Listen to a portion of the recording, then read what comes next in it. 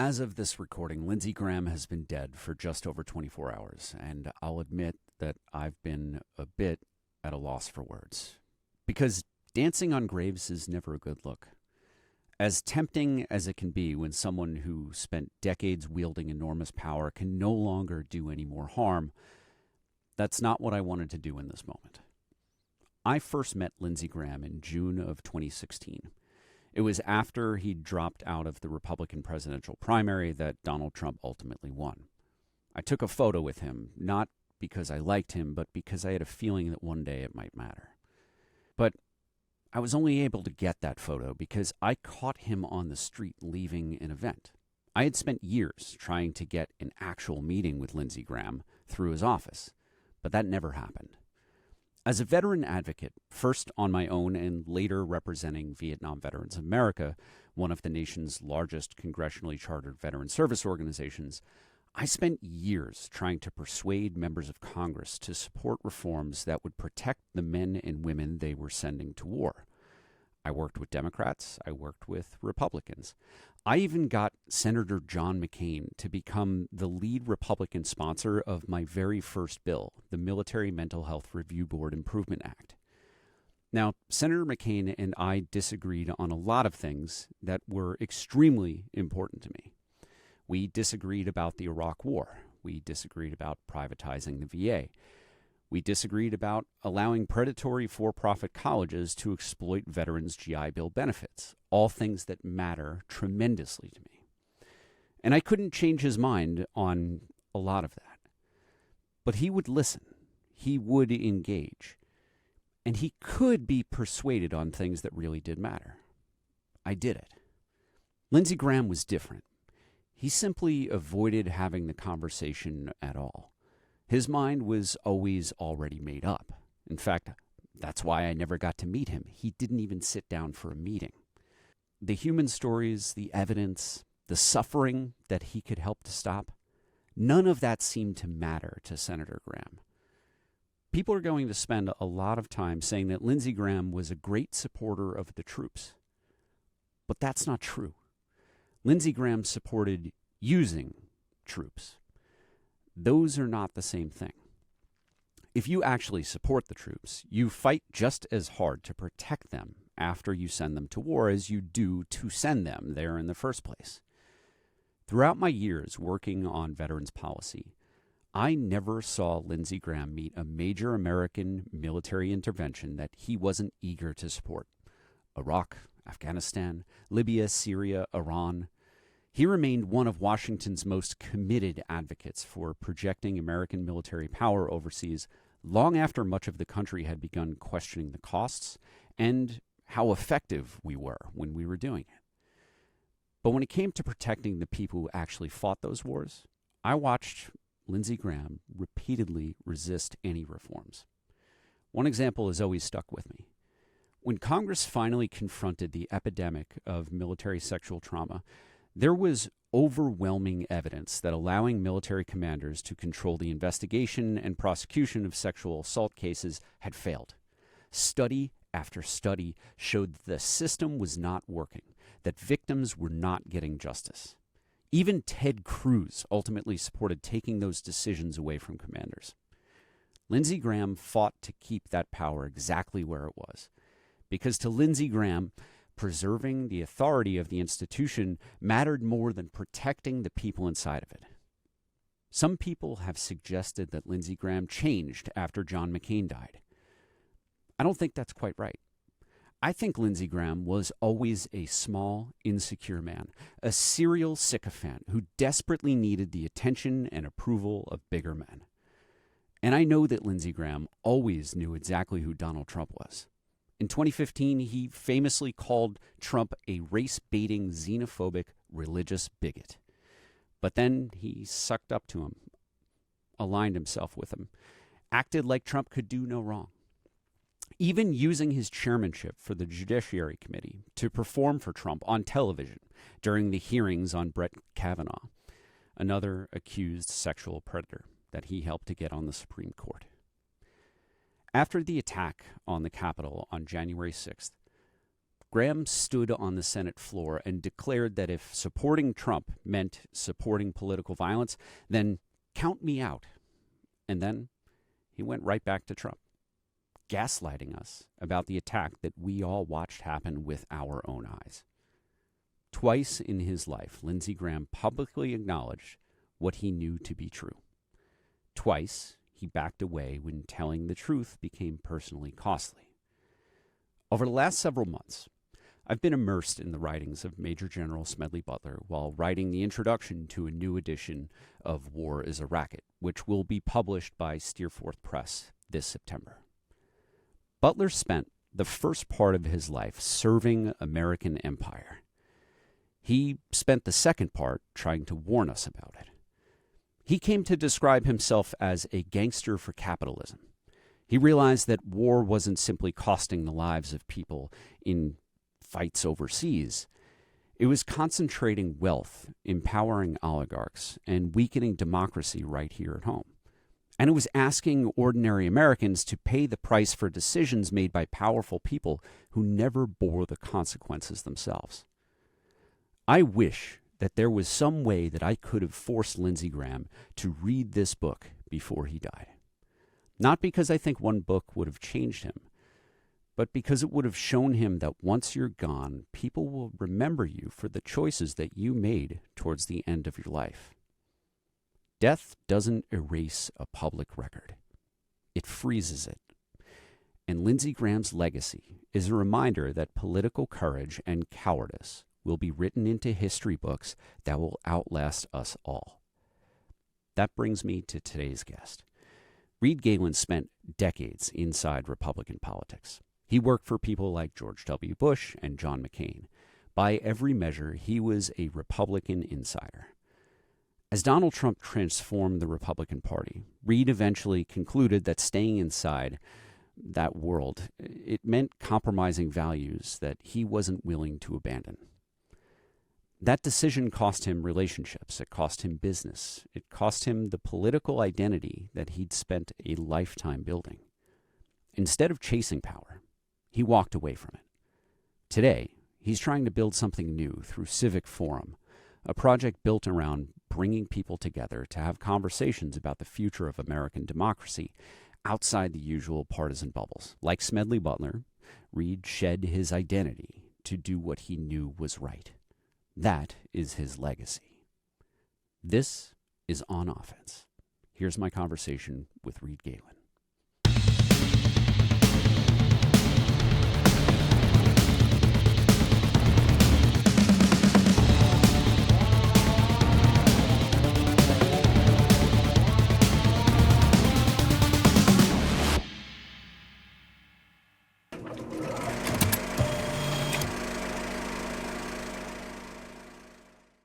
Reed Galen, it's so good to see you again. Thanks so much for joining us on Offense. I've been really excited to see your new project, the Civic Forum. You're holding your second event soon with Tad Sturmer, who my audience knows well. He's been a guest twice. His book has been a big part of what everybody's been reading. So tell us, what is the genesis of Civic Forum? You're a former, I think you wrote in your piece, an establishment Republican Nepo baby?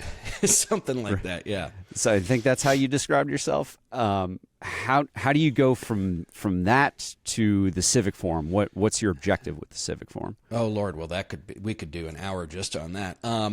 So, yeah, I mean, I think that just for, a quick recap, yeah, I literally grew up in the belly of the Republican beast. I was a much tamer, at least looking beast back then, Chris. My dad worked in Republican politics for many, many years on Capitol Hill for Vice President George H.W. Bush. I like to joke that I went to summer camp. Other kids went to summer camp, and I went to the NRCC, right? And that was true.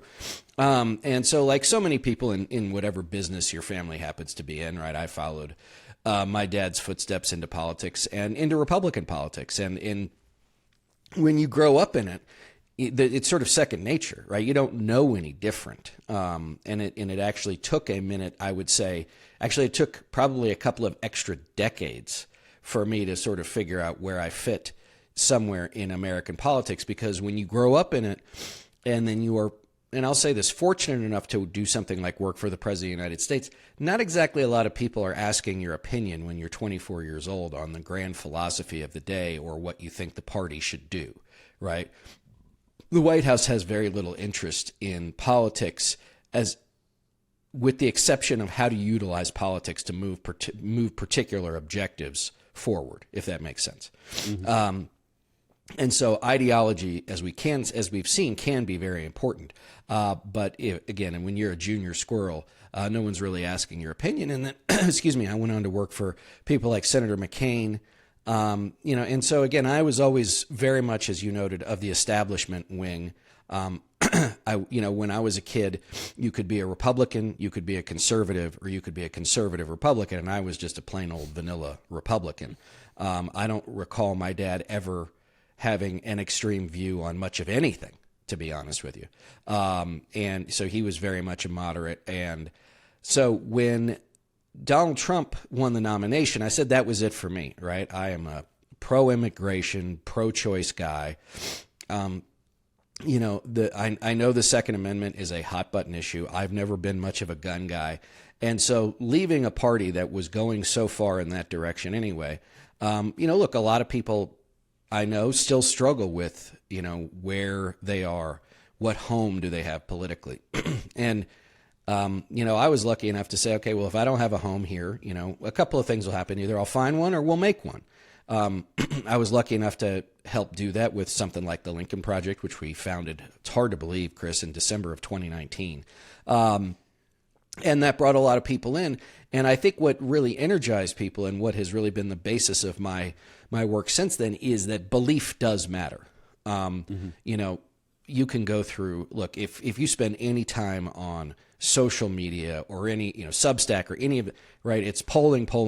Well, this group says they want this and that group says that, and you should use this word or that word.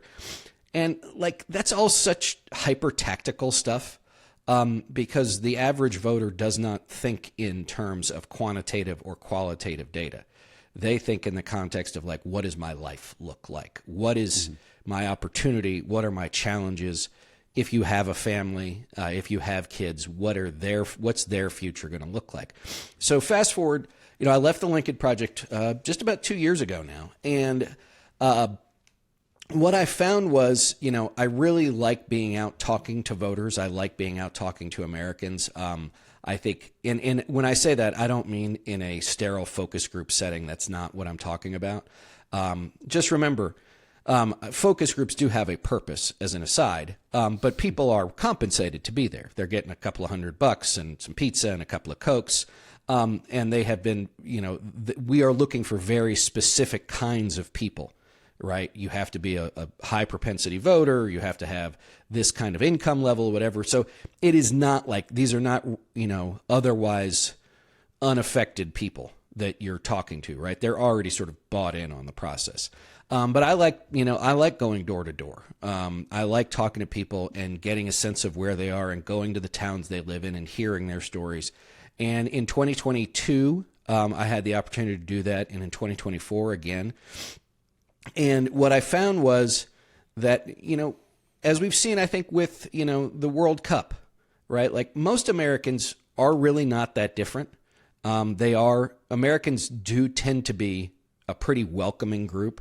I've never been to a town, at least I'm lucky enough to have ever been to a town where this, Chris, when you go to a new town, everybody knows you're the outsider, right? You sit at the diner, you sit at the restaurant, wherever it is, everybody knows you're not from there.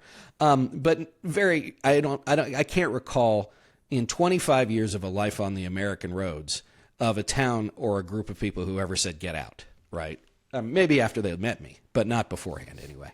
And so Civic Forum is really an outgrowth of that, which is how many more crypto dudes or AI barons or masters of the universe do we have to see on a CNBC studio set or on a stage in New York City or San Francisco or Los Angeles telling us what they think is going to happen with the country and the world, and to individual Americans, oftentimes with things that they personally control and that the effects they could have on individual hundreds of millions, if not billions of people, but will have no particular effect on them, if that makes sense. They're going to be fine. So you're talking about Elon Musk.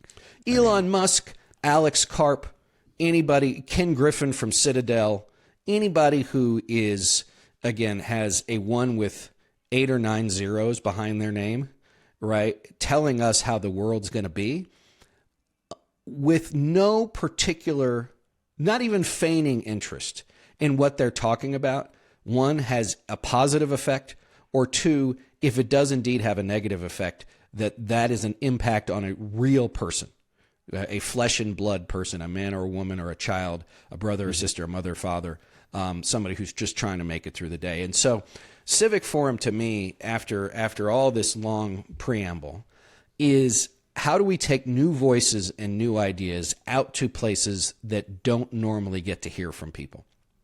And so, I am a campaign guy, so I look at it a little bit analytically, which is how do I talk to people who are not inside the top 25 media markets in the country? So 26 through 100 or whatever it is, right? So places like Richmond, Virginia, or Dayton, Ohio, Ames, Iowa, or Albuquerque, New Mexico. Not because necessarily I think that there is an electoral piece to that. There could be, but because there are plenty of people out there who are engaged, don't get to hear from people, but also, as we have seen with, some of the internal tumult of, let's say, the Democratic Party, it's not just that, it's wings of a party battling for control.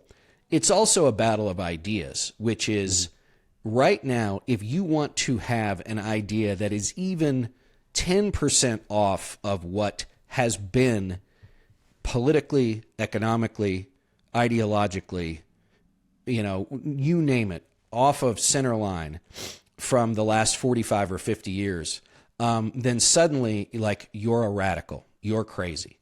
And the truth is that, most Americans see themselves as moderate, but like, that, what does that even mean? And so for me, it's like, let's get out there, let's talk to these people, and then let's recruit people to have conversations, because here's the secondary part of that, is not only bringing these voices to people, but also really starting to understand where a lot of people are, because I think that if the Republican Party and its powers that be, and the Democratic Party and its powers that be, get to determine the frame of the debate for in 2027 and 2028, we're going to get another Republican. It's probably going to be the first of another half dozen Republicans. And the Republic is, if we're already teetering, it's never going to be what we want it to be. And so I think there's also a piece of this, Chris, and I know that you and your team and so many of the people you work with it cannot go on like this. I don't know exactly what the answer is. Right now I've got an atlas with no maps, but I'll tell you this. If we're going to let the people who keep driving the car towards the places that help only them, then a whole lot of people are going to bail out of the family trip altogether, and I promise I won't torture this metaphor anymore, and we get even worse than we've got now. And so I think that starts from a very particular thing I want to do, which is bring, again, new ideas and new voices to places that don't often get them, but also fight back on the idea that, like, these are the frames that we're allowed to talk about. These are the issues that are allowed to be debated. And if it doesn't fall into some, neoliberal establishment BS, then it's out of bounds. I just don't think we have the time for that, and I don't think the American people want it. So as you're talking, I'm kind of thinking about what the far right does.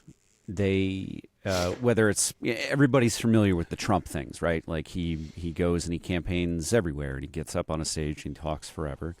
It's not about politics, really. It's as an observer, as someone who studies this, it's more than anything, it's about entertainment. Like, it's about getting people out and together, and that allows Trump to influence them, right? But the far right, the General Flynns of the world, every summer they're basically on a bunch of buses traveling around the country, going to the Branson, Missouris, to basically put on shows. Like, yeah, there's a hell of a lot of political propaganda in it, but at the bottom line, like, people are there because they're bored and they want to be entertained. And, you know, like, Alex Jones is entertaining because he's a circus freak, right? They don't necessarily have to be good people or have positive messages, but offering opportunities for people to get together, as you and I have discussed a million times, at these third places, is really, really critical. Kind of jumping off of this, I'm thinking about your approach to talking to people that aren't don't fit the, like, Democrat or Republican consultant's ideal version of a voter or of a candidate. I would say is it goes back to something that I call the Stalin rule, which is sometimes you have to you have to get into line with people you might not otherwise want to accomplish a given objective. In World War II, Franklin Roosevelt was under no illusion about who Joseph Stalin was, but he made a judgment. If we send thousands of jeeps and millions of pairs of boots and all these airplanes and gasoline and everything else, right, to Stalin to keep him in the war, two things are going to happen. We got plenty extra boots. We got plenty extra gasoline. But you know what? They lost 27 million people, and we lost 640,000 Americans. That was a deal that Roosevelt was willing to make because there was a common interest. If the common interest is that everybody that gets elected is held to some standard that you believe you are able to keep, or you are the keeper of, I should say, that is one thing. If the objective is to say it's better to have a Democratic House and Democratic Senate because that allows Donald Trump to do less of the insanity, right, then that should be the goal you're trying to achieve. And I think that is one where, the Bulwarks of the world, the Schumers of the world are having a really hard time because they want everything to be nice. They want everything to be pre-Trump. And let's be clear, like, even before Trump, American politics is not nice. It's never been nice. I mean, the beginning of the Republic saw Aaron Burr shoot Alexander Hamilton, right? Like, we've always been imbued with physical violence or political violence. And what I mean by that is metaphorical violence, message violence. I saw this thing, and I know this will be a couple of weeks old when your folks hear it, but El Sayed in Michigan took a couple of shots at what's her name, whose name I can't even recall, but not McMorrow, the other one, the establishment-backed candidate. And suddenly, like, everybody in the Democratic establishment gets the vapors because El Sayed is attacking a woman. Okay, well, like, it's a primary, right? Like, what do you want? And this is where it's like, sometimes I don't know if our friends actually want to win or if they want to only win in a way that makes them feel good about themselves. But if there's one thing I know, Chris, and this is going to be very disappointing, is that you don't often win a lot of fights without some level of compromise. And I hate to say that, but the compromise should be tactical, not ideological or strategic, right? It should be, do I have to do this thing right now to get through this race so I can go do that thing? And I promise I'll stop my lecture here. 1989, a man named Richard Ben Kramer produces a book called What It Takes about the 1988 presidential campaign, where people like Joe Biden are prominently featured as having run for president, just to give you a sense of how long Biden's been around, right? But the core of that book, after 1,000 pages, is this: are you going to do the thing you need to do to win when the opportunity presents itself? And if you are not, then you're probably not going to win. And that is where we have to understand that politics, American politics, is a binary choice. It is first past the post. You win or you lose. We do not have proportional representation. We do not have a parliamentary system. That's not how it works. Are some of those things good? I think they're all good. Maybe we should be a parliamentary system. I think that's an interesting thing, right? But that's not where we live. Do you consider yourself a former institutionalist? I kind of think of I grew up as a Republican. My going to Iraq and coming home, certainly turned me against the Bush Republican Party.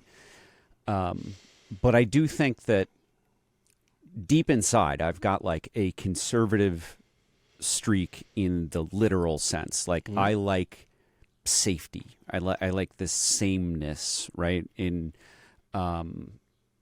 growing up and taking social studies classes, from elementary through high school, I think that and this is something we talked about with Tad, I think I kind of like deified the founders. Sure. And I had this vision of a history that was far more clean and peaceful than it actually was.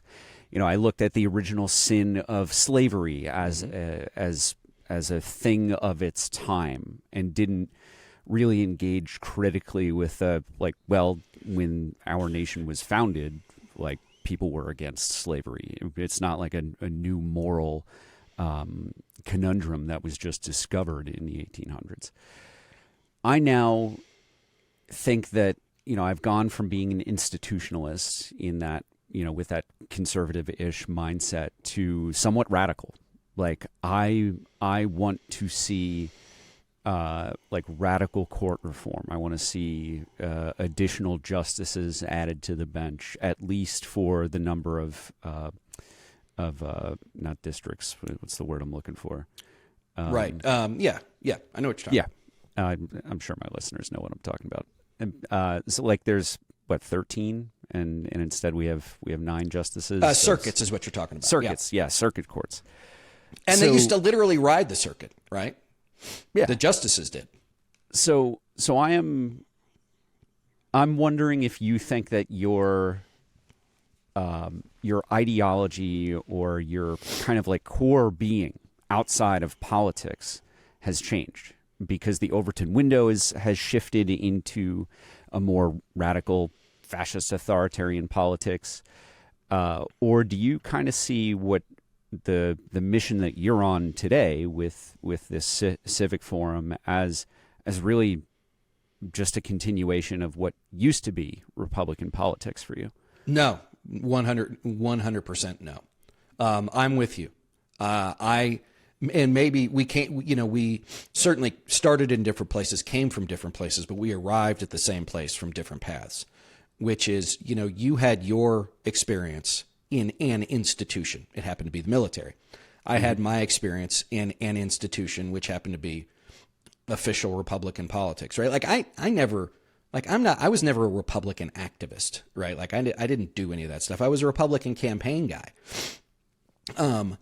But whether or not it was Trump, actually, let me go back.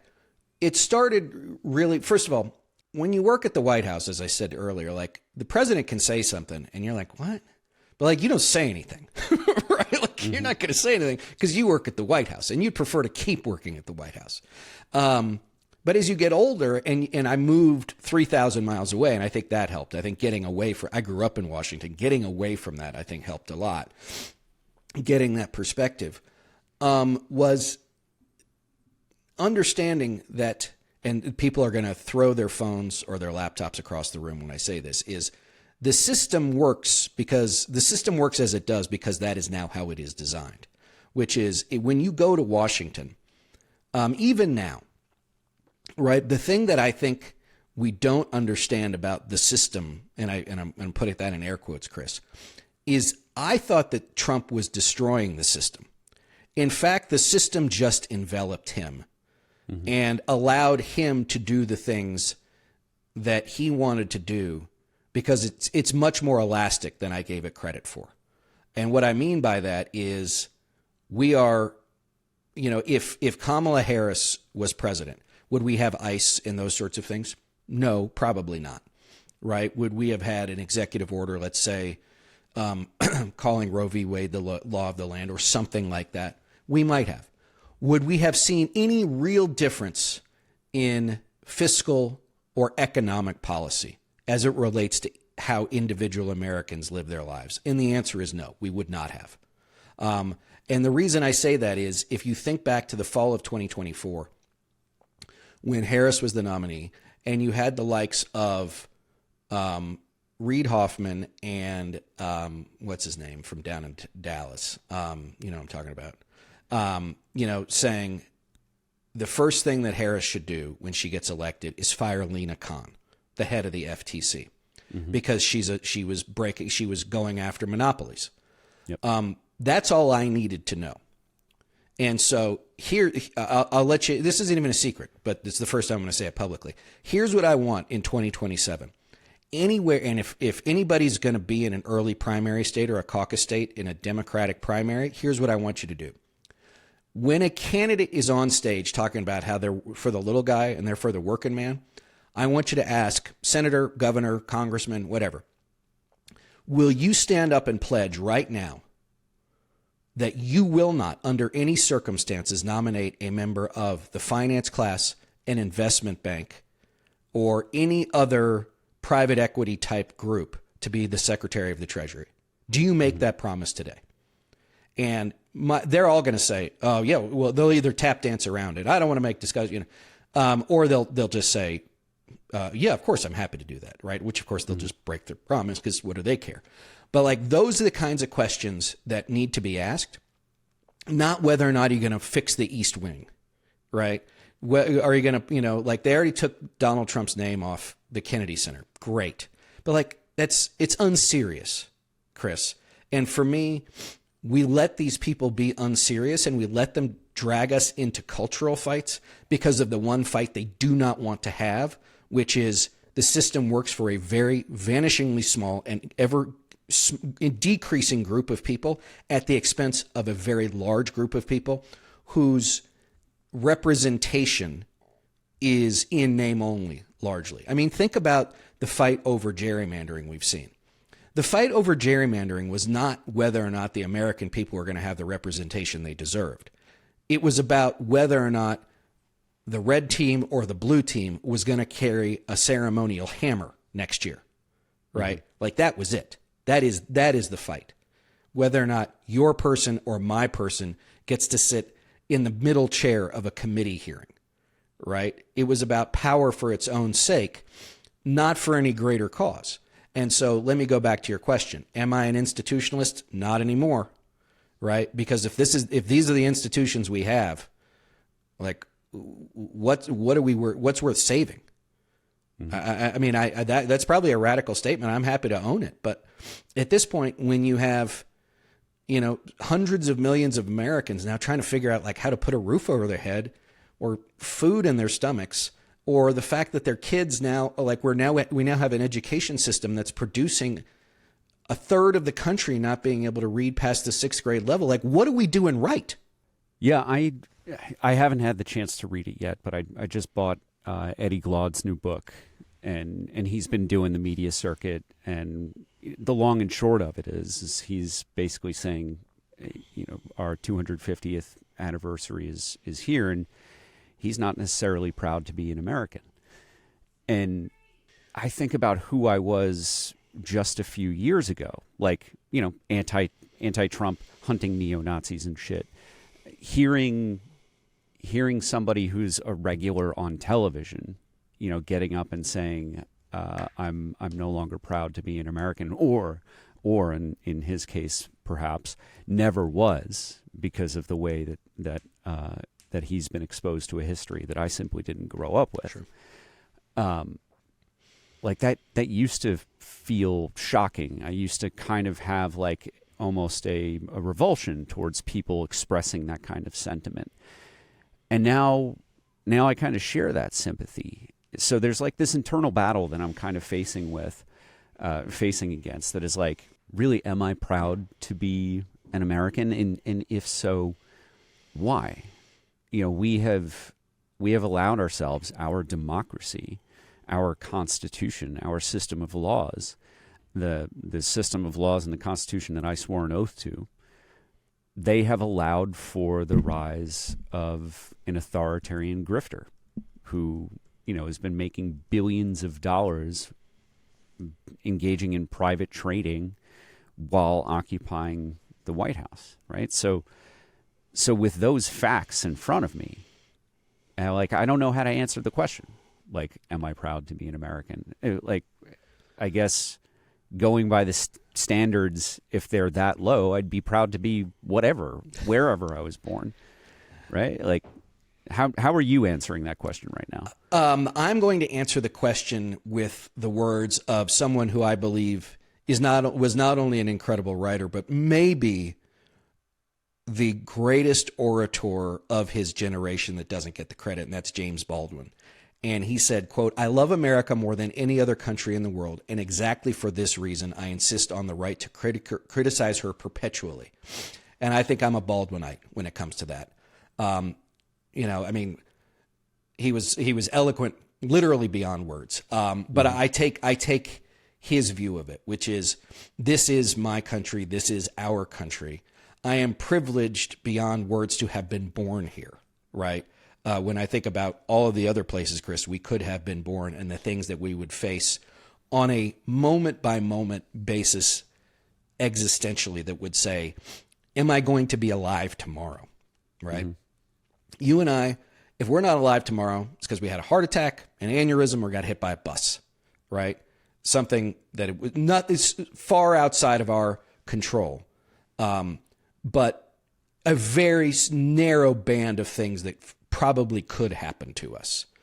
And so from that perspective, you and I still get to have this conversation, right? And we're going to have this conversation. There are more and more of us that are going to have this conversation. So, I am proud to be an American because there's a part of me that says I have to be. If you want to make something better, you have to say that there is value to begin with, mm-hmm. At least in my mind, that you cannot just say, I've got to throw it all out. Because more often than not, that leads to chaos, anarchy, whatever the word is. I do think that there is a spirit, when channeled and communicated effectively, that American endurance, individuality, persistence is one of the greatest motivators in human history.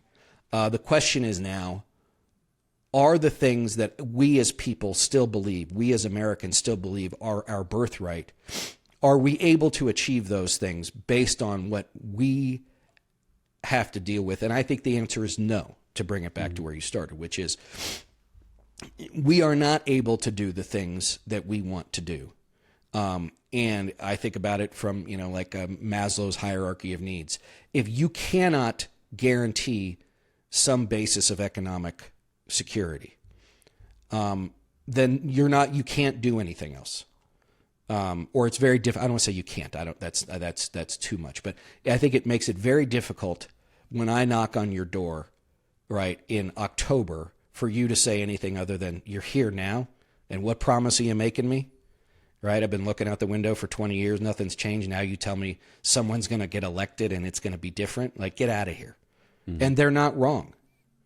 Right? And so I think that a lot of this is ideological. I think a lot of it is economic. And we have to say the systems that were built after World War II started to really erode in the 1970s. They are basically now gone. What do we have to do? Like, what's the purpose of government at this point, right? The purpose of government, at least this government right now, is to ensure that people with wealth and access can do whatever it is they want to do with little to no say from the vast number of people who actually live in this country. It means that a very small group of people can make decisions like going to war. A war wars like you fought in, mm-hmm. right? Or Iran. Iraq was a vast mistake. There's no question about it. But even then, 20 plus years ago, more than half the country at least said they approved of it. The Iran war never got to 50%, never got close. Yeah. Right? And so I think there's also a lot of there's just no accountability anymore, right? And I think that's one thing that we have to do too, which is we have to hold people to account. But this is all circular. you can't hold people to account with a populace who says it doesn't matter anyway. Yeah. I think we're recording this just before the 4th of July.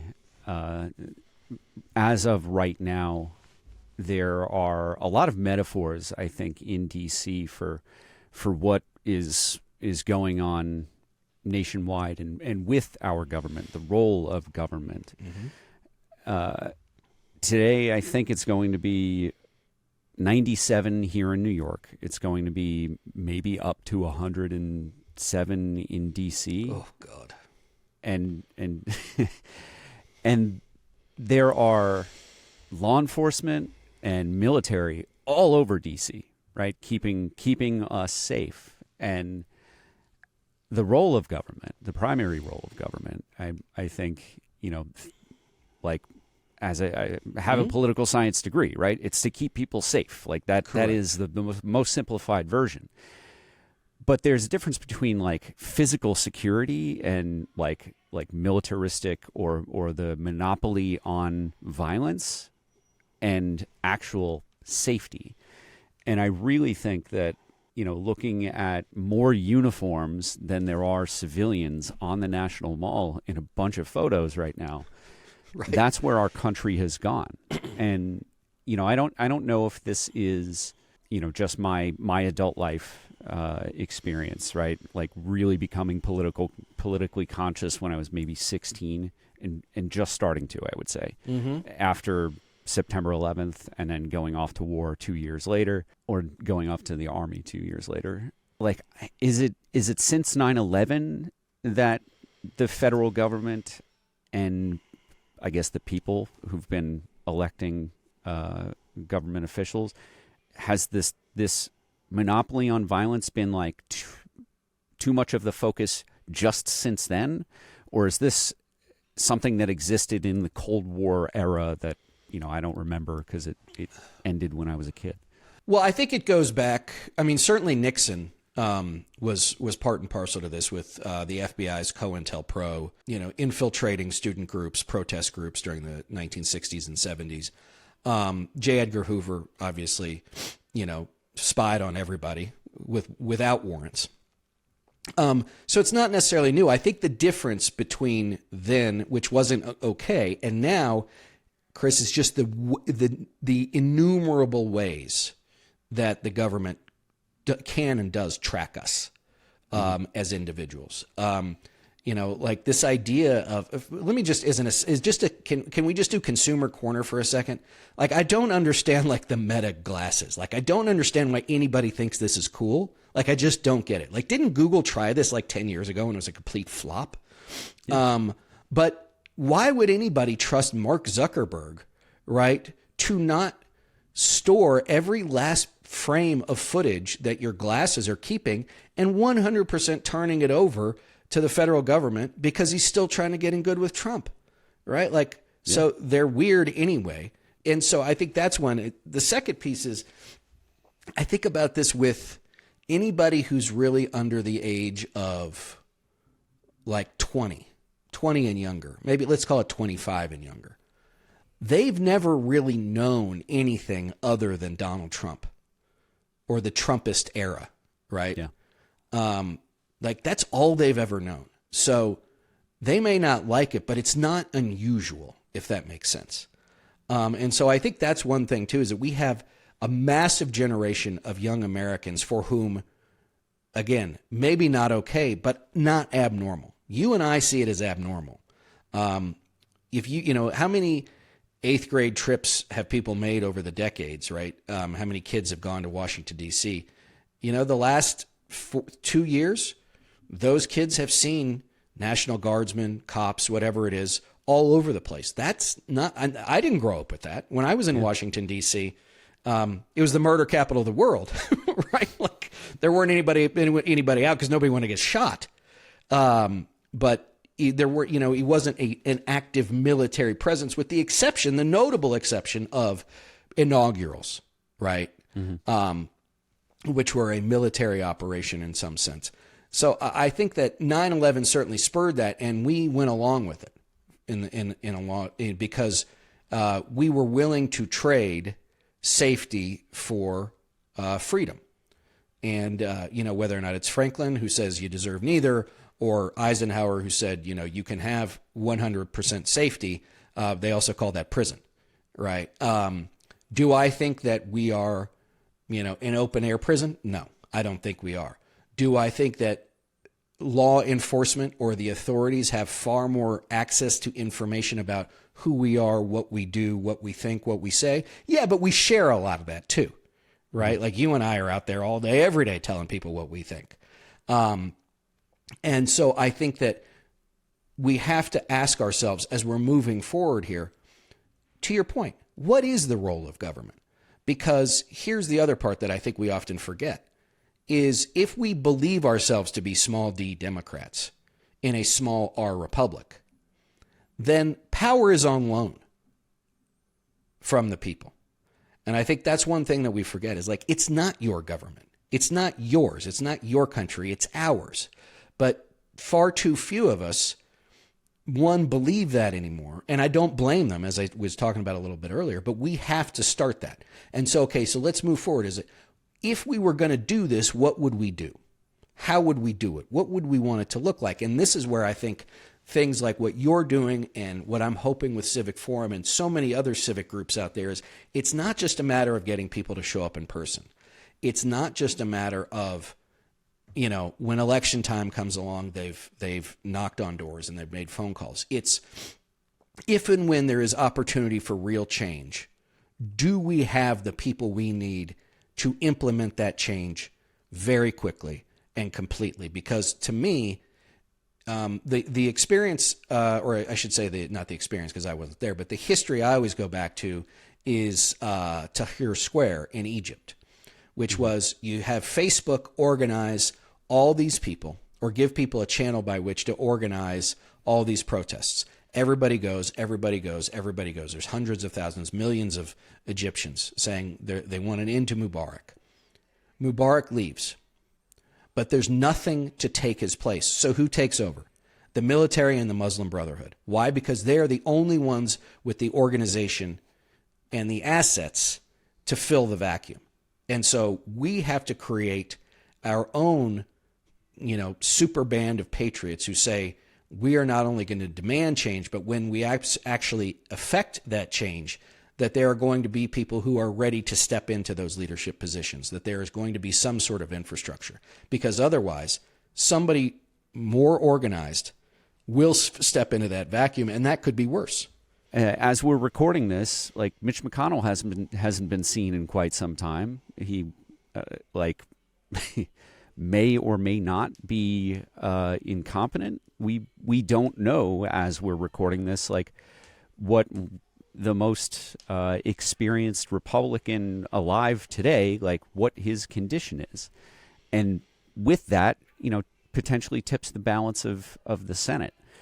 Are you with Civic Forum? Are you thinking about building a base of power that fits into, takes over, makes more organized the DNC, the Democratic Party? Or do you see your project as something that is trying to circumvent party politics? I think it has to be a parallel structure. I think a lot of these things do. Look, the Democratic National Committee in and of itself, let me back up. The DNC and the RNC, right, the two controlling organizations for the two major parties in this country, at bottom have one goal or one objective, that they actually only have one reason for being, and that is the nomination of a presidential candidate every 4 years. That is literally the only reason statutorily or organizationally they exist. That's it. All this other stuff they do, right, to ensure that when they have made that choice, when they have completed that task, that there is some sort of structure or organization to complete the mission. And they do that through state parties and those sorts of things. But to say that the Democratic Party is the DNC, I wouldn't even know where to start. I was an intern at the RNC in 1996, right? But there are so many insiders there. right? I mean, a lot of this comes down to money, Chris, right? Like, who gets what contract and who gets this and who does that work. And so they like to them. And again, I say this having been one of them, like what you and I are talking about is like either pie in the sky, a couple of rambling, middle-aged weirdos, or what's the word? Like naive, like, oh, they don't know how the system works. They don't know this. Like, well, I've got to get this contract. I've got to do this. We've got to do that. I mean, think about the arguments that are being had inside Democratic rooms right now about where the first primary is going to be, right? For 2028. Is it good? Well, it shouldn't be Iowa because it's too rural and it's too white. Should it be South Carolina? But yeah, that advantages somebody who has maybe more purchase with the black community. Well, what about Michigan? Well, it's too big because it's got too many media markets and it's too hard to organize if you're not a big campaign. I saw a story in Politico the other day, like, the staff sweepstakes have already started, like as if any of this shit matters. Look, I've been a staffer my whole life, right? Like if I got hit by a bus, the presidential campaign was going on, right? Like if the campaign bus ran me over, they'd be like, well, that sucks. And then they'd keep driving, right? Like, and so like all of this stuff is just, it's the mechanics of maintaining a system that, again, it doesn't work for people.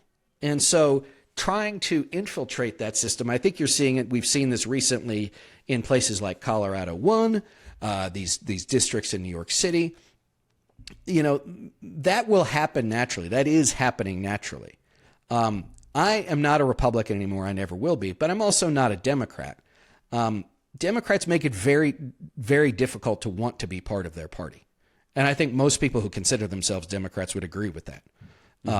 That it's not, I mean, I'll tell you this, like Chris, you and I, like we do a lot of work. There are good days, there are bad days, but like you get up in the morning, you're like, how blessed are we to get to do this work?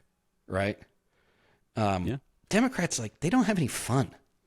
Right. Like, and so that's the other part you brought, you talked about Trump and the events and the different things. Here's the other part. Yeah, there's the anger and everything, but like one, it gives something people to join up to, but two, it's like not a bad way to spend a couple of hours. If that's something you're into, you go, I mean, if you went to, I remember, gosh, this is 2020 in Manchester, New Hampshire, and Trump was doing a rally at the like little Civic Forum, Civic Center there. And people were lined up for hours outside. And there were vendors and they were playing classic rock and people were having a ball. Now, did they agree with my view of the world? They didn't. But you know what? Like it was their view of the world and they had chosen to spend their day that way. Right? I'm not saying I agree with their worldview. I'm saying, how is it that we convince people that we have something interesting and, yes, entertaining enough to want to spend a couple of hours in line? Yeah, I think a lot of people associate me with the Democratic Party because it has become like if you're not a fascist, like you must where be else are you going to go? Right. I get it, 100%. And and I just, as we're recording this, like just a couple days ago, did a video on like you are about to see a bunch of content creators suddenly endorsing candidates, helping candidates fundraise, and I will be one of them. Like I am going to help Democrats fundraise. That is my job now. Like I am a content creator. This podcast that people are listening to or watching right now, it doesn't have ads. I'm not making any money on it, right? I'm paying an editor to edit the videos. Like I'm losing money doing this because I care about it, and I hope that I'm doing something positive, making a positive impact on the world. That's why I'm investing in creating these kinds of things. But I do get frustrated as much as I will happily work with Democrats. Like Tim Walz, when he was in Congress, he was my favorite congressman. I think he was like the lead co-sponsor of every bill that I ever passed, like for 5 years. Like I loved working with that guy. And there was no Republican equivalent that would do pro-veteran bills that didn't take away benefits from some other vet. That's like the Republican rule right now. Right. And I hope that over the next couple of years that I don't still have this feeling. But it's not going to be because I change. Like it's going to have to be the Democratic Party as a whole has some sort of spiritual reckoning.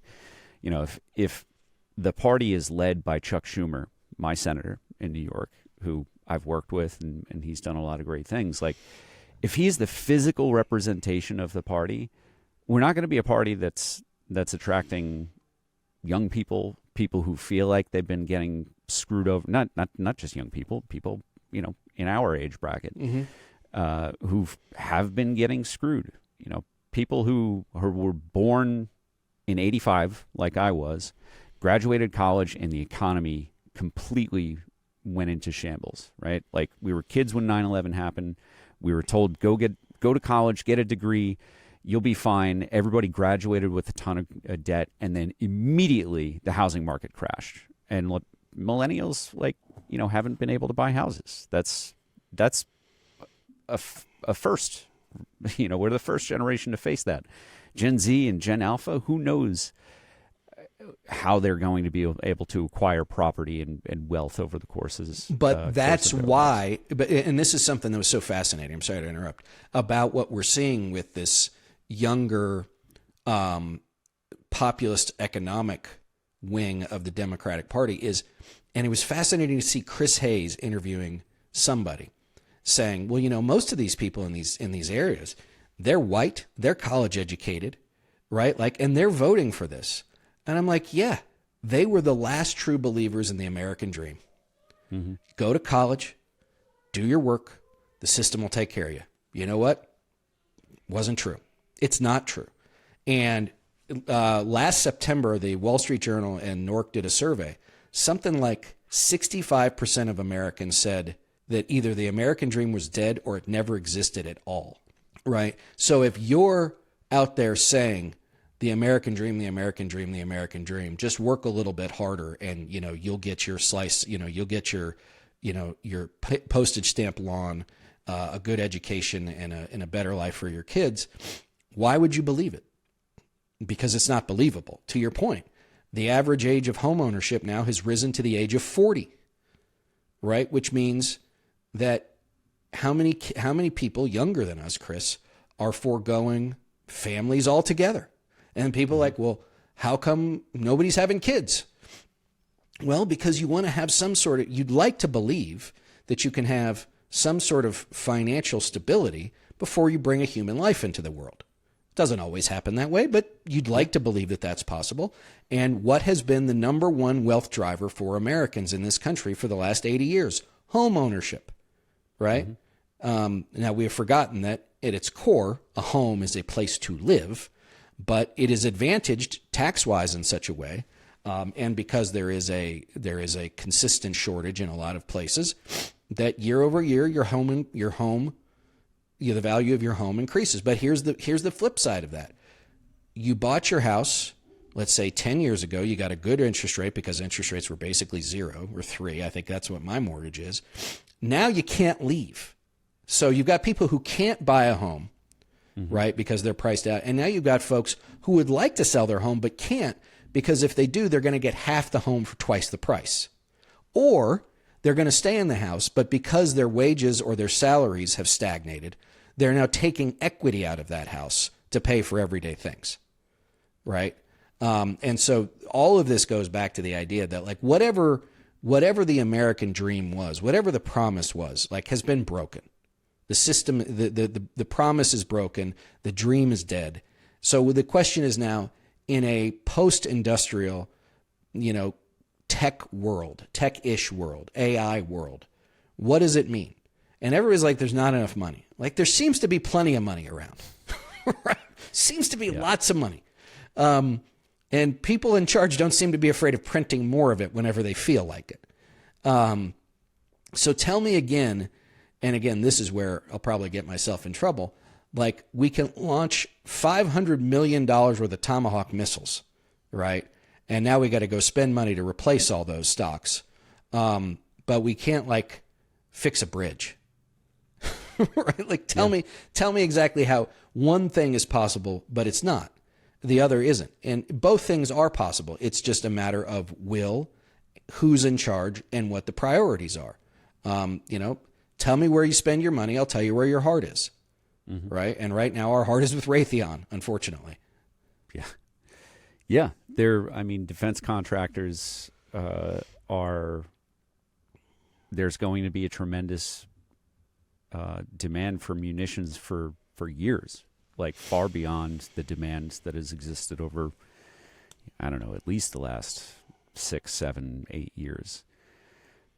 So bringing it back to Civic Forum, what are the immediate plans? What are you doing next? So we will have a lot more to announce here in August, so in early September. So keep in tune. But go to civicforum.org, sign up.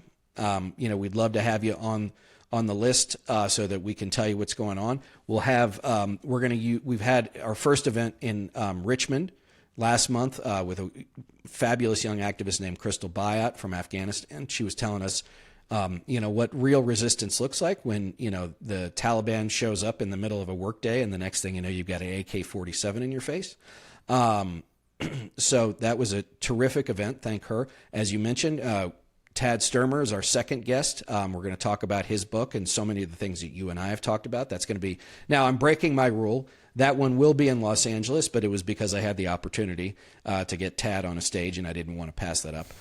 We're going to take August off to do some internal planning and organizing and building, and then deciding where we're going to go for the fall. But we'll be in a different place every month going through the fall. And then as we get into December and early January, we are going to focus on those places where we think we're going to cross paths with presidential candidates of one or both parties, and making sure that everybody that we can get in touch with is hearing voices that they should and is asking questions of those people who would lead us into this next era. Because here's the question is, are you really upset with all of the things that Trump has done, or are you just upset that you're not in charge? And those are the questions we want to ask, because if you're not offering something fundamentally different, if you're not going to give voice to the people who, again, regardless of party, are saying, this isn't working for me, then I think we need to know that sooner than later. So we the people can make sure that there aren't, people in Washington, D.C. or New York City or L.A. who are making decisions yet again on our behalf. And so, again, go to civicforum.org, sign up. We're coming to your town. If you want us to come to your town, or if there are people you think you'd like to hear from or you think folks should hear from, please let us know. But, this is just the very tip of the iceberg. We've got a lot of work to do. And Chris, certainly, as always, thank you for everything you do, and thanks for having me. Thank you. Before I let you go, the question I ask all of my guests is, what can the average person listening to this episode, what can they do to go on offense? Here's what I would say. Start local. A lot of times we spend, hours and hours and hours talking about what's going on at the White House, what's going on in Washington, D.C. The people who are going to make the biggest impact on your daily life and your kids' daily life are the people who are your elected officials or unelected officials around you. Really get to know who's on your county council. Get to know who's on your school board. Get to know who's on the planning commission. These things all seem really boring, and they could be. But here's the thing. They're the people who are going to determine what kind of education your kid gets, what kind of development's going on in your city or your town, what your property tax is going to look like, right? What traffic is going to look like. All of the things that when you get in your car and leave your driveway or leave your apartment, right, have an actual effect on your lives. Start there, because here's the other part too, Chris, is those are also the people that, like, when we hold them to account, they do better. What have we seen? And we've seen this in real practice now. How many county officials or city officials have lost their elections already this year because they decided to get into bed with a hyperscaler or a data center person, right? It's happening all over the place. When people pay attention, politicians, the last thing in the world any politician wants, right, is their constituents paying attention. It's the last thing in the world they want. They don't want a phone call. They don't want an email. And they sure as hell don't want you showing up to a meeting, right? Mm-hmm. And it can work. So start local. And guys, here's the thing. everybody asks, like, what can I do? What can I do? You don't have to do everything. Everything is not possible. You have to do the one thing that you can do, that you feel passionate about, that's going to make you the part of the machine, right, of change and I don't even want to call it reform, because I think we're past reform, Chris, but reformation, right, of what we want this country to look like. And it's going to start not in Washington, D.C., but on the streets and in the cities and in the counties where we live. Reed, Galen, thanks so much for joining us. So aside from people going to civicforum.org to support that project, where else can people follow your work? Sure. Yeah. Listen, Substack, the home front, Reed Galen on Substack, Twitter, Threads, Instagram. I'm all over those places. So yeah, you can find me anywhere. And also my other organization, the Union, jointheunion.us, 200,000 grassroots volunteers. That is more purely political, Chris. But guys, we're going to need all the help we can, getting the vote out this fall, doing voter protection, and ballot watching and all that other stuff. So go to jointheunion.us. If you're interested in getting into the nitty gritty of actual politics, you can certainly do that too. Cool. All right, brother. Good to see you. Good to talk to you. Thanks for coming on. Thanks for having me. Thanks again to Reed Galen for joining me. If today's conversation resonated with you, I encourage you to check out Civic Forum and learn more about the work that they're doing to bring people together for conversations about the future of American democracy. And if this conversation about war, power, and political courage has you thinking a little differently, I'd also encourage you to pick up a copy of the new edition of War is a Racket by Major General Smedley Butler from Steerforth Press. I had the privilege of writing an introduction, and I think Butler's words are every bit as relevant today as they were 90-something years ago. The link to pre-order your copy is in the show notes. As always, if you enjoyed this episode, please subscribe wherever you get your podcasts, leave a review, and share it with someone who might get something out of it. On Offense is produced by Gina Kim and edited by the Lombardos for Valor Media Network. Thanks for listening. I'll see you next time. Until then, stay informed, stay engaged, and stay on offense.